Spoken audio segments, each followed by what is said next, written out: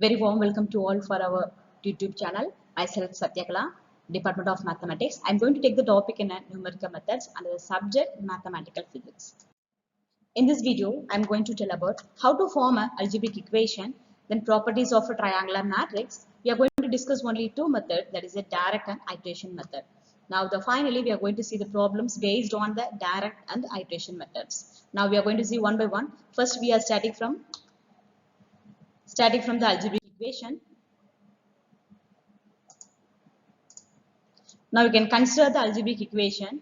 We are considering the three algebraic equations a11x1, a12x2 plus a13x3 equal to b1. So simultaneously we are forming the three equations. Now we are converting this equation into the matrix form. The matrix form is ax is equal to b.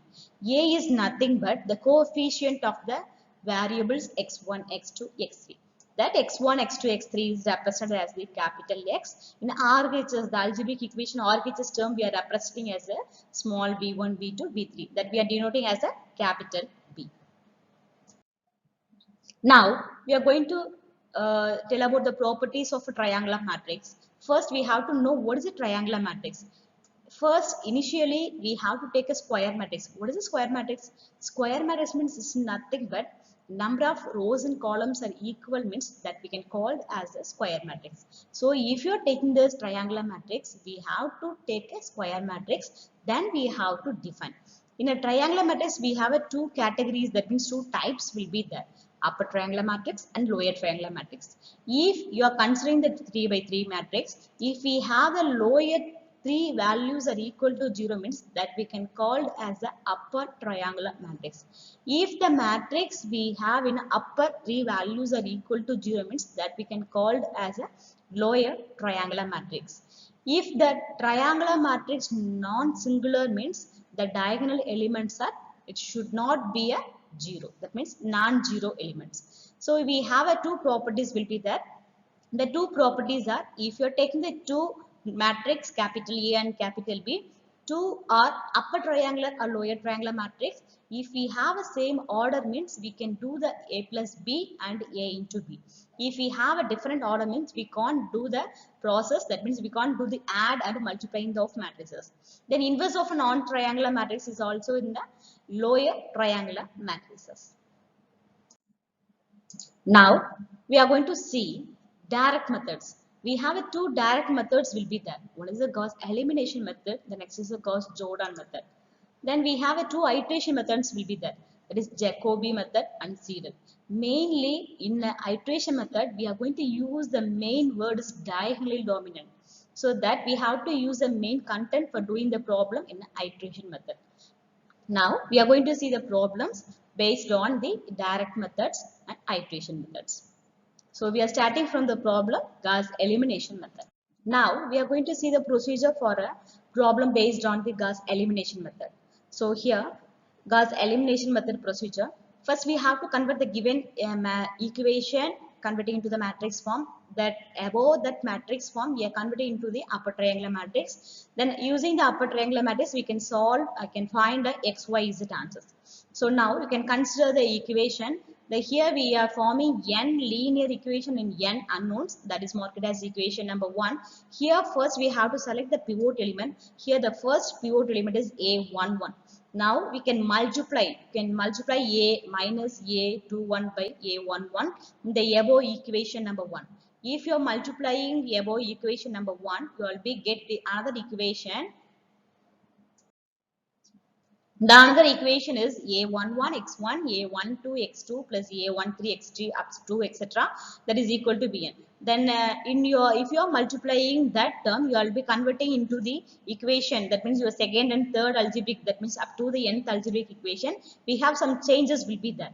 Then again, if you are selecting the above pivot equation, again you can multiply the second equation. That means you can take a second algebraic equation, you can multiply minus a dash 32 by a dash 22. Then if you are doing the same procedure, finally we are converting into the algebraic equation into the matrix form. Then we can solve the problem. So now we are going to see the problem. We can start from the first problem. Problem is use Gauss elimination method to solve the system of equation, that is 2x plus y plus z equal to 10, 3x plus 2y plus 3z equal to 18, x plus 4y plus 9z equal to 16. So first step, we have to convert this one into the matrix form. So now we are converting into the matrix form. First you can write a coefficient separately, then x, y, z variable separately, then RHS term write it separately. Then all the given above equation we are converting into the augmented matrix form. That means just you can combine these two alone.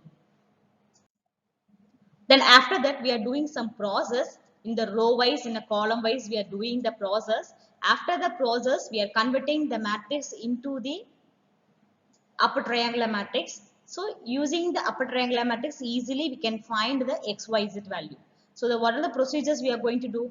First we are taking the first pivot element. So this is your pivot element in the given, this is your given matrix. In the given matrix we are doing the first process R2. You can consider we are going to convert this number, that 3 number we are going to convert into 0. Simultaneously we are converting number 1 is also into 0. So using this method, what is that? We are using the procedure R2 is equal to R2 plus minus 3 by 2 times of R1. Simultaneously, you can take R3, third row also, R3 plus minus 1 by 2 times of R1. Then if you are doing these two process, you already get these two values converted into 0. Yeah, and also can consider the another matrix. If we are going to convert this 7 by 2 into 0 means we have to do this procedure R3 tends to R3 plus minus of 7 into R. If you are doing that process, you will be converting this element also into 0.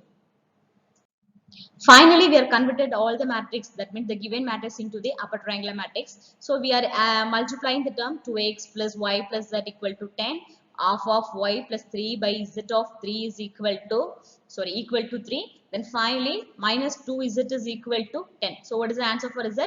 If you are using the backward substitution, you will get the z value, z is equal to 5. If you are substituting the z value in this equation, you will get a y value, the y is equal to minus 9. And also if you are substituting that x, y value in the first equation, you will get the x answer, the x answer is 7. Finally, we get a solution. The solution is x is equal to 7 and y is equal to minus 9. And finally, z is equal to 5. So we have completed the problem using the Gauss elimination method. Now the same method we are using and finally we are solving the problem. The same method we are using. We get the same, we get the x value is 2 and y value is minus 1 and z value is 3. So these are the assignments problem. You can try the, you can use the same method and finally you will get the answers. Now we are going to see the next method. The next method is Gauss-Jordan method. This is also a direct method. First we have to convert the given question into the matrix form Ax is equal to B. So we are converting we are given question into the matrix format. Then we are converting into the augmented matrix form. Here also we can convert these three values can convert into the 0 using this R2. That means you are considering the R2 row, R2 plus minus 2 times of R1.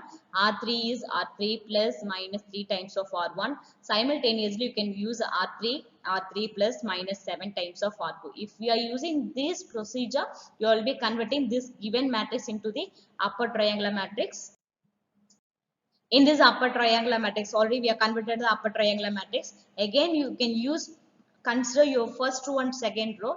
Again, you can convert this also into the lower triangular matrix also. So now we are converting the given question into, first we are converting into the upper triangular matrix. Again, we are converting into the lower triangular matrix.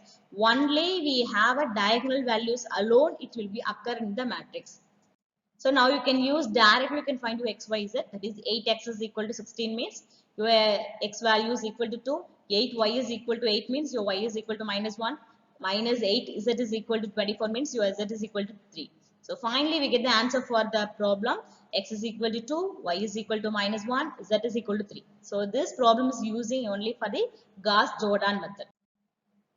The same method you can use. Finally, we get the answer for the problem is x, y, z. All the values are equal to 1. Now, we are going to see the iteration method. The iteration method is Gauss, Jacobi and Seidel.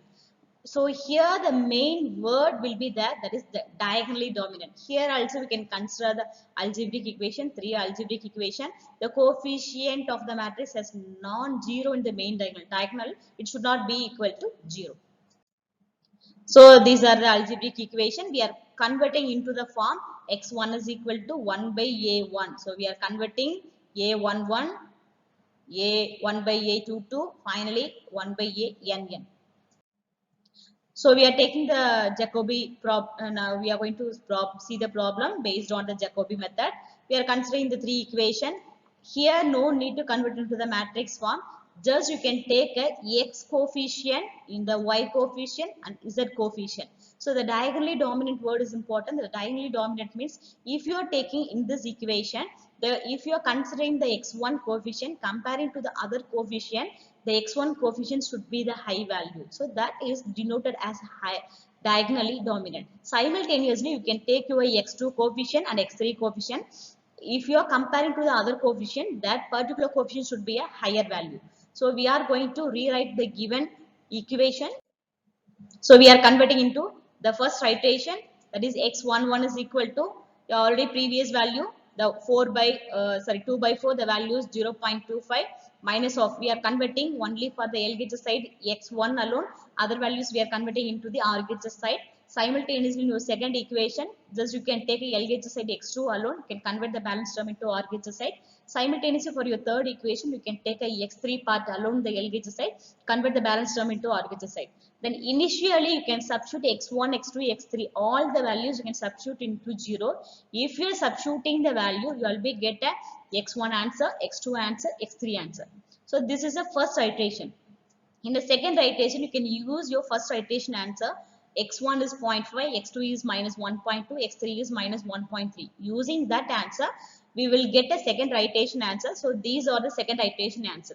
Using the second iteration answer, you can convert into the you can substitute into the third iteration. You will be get this answer.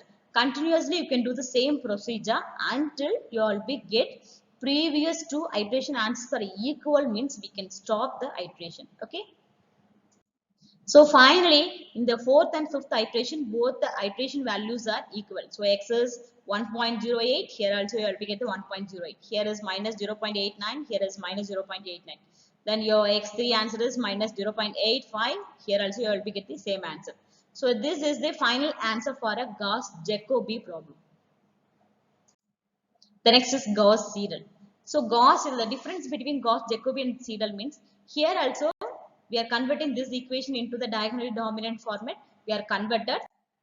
Then after that, in our Jacobi problem, initially we are substituting three variables equal to 0. But here only we are substituting two variables equal to 0. Then second calculation, if you are taking the x2 calculation, means you can use the answer for your x1 answer. Okay, is it clear? So if you are taking in a Gauss-Jacobi method, we are assuming the initial values, three values are equal to 0. But in a Gauss-Seidel method, so only we are taking the first two variables alone is equal to 0. We are not substituting z is equal to 0 because we are substituting, we are taking the x2 equation, we are using the answer for x1 value. Okay, so here in this equation, we are using 47 plus 3 times of x1. What is x1 answer? 1.289. That answer you can use. Minus x3. x3 is we are not calculating x3. So you can put the value that is equal to 0. Okay. So this is a difference between Gauss-Jacobi and Seidel. So your Gauss-Seidel method means step-by-step method. Both they are iteration method. But in our Jacobi method, we are completing our iteration. Then we are using the answer. But here we are completed your x3 power 1 value. We are using the x3 power 1 in the calculation of x2. So you can do the procedure. You will be get the answer. So here we have an answer for x1, x2 and x3. So both the methods, if we have a two iteration values are equal, means we can stop the iteration. Finally, we will be get the answer. Okay. So in this video, I'm going to conclude that we learned about how to form algebraic equation. The properties will be there in a triangular matrix. Then we saw the two methods. One is direct method, and another is the iteration method. Then problems also we saw about the how to do in a direct method and iteration method. Thank you to all. Thanks for watching this video. Thank you.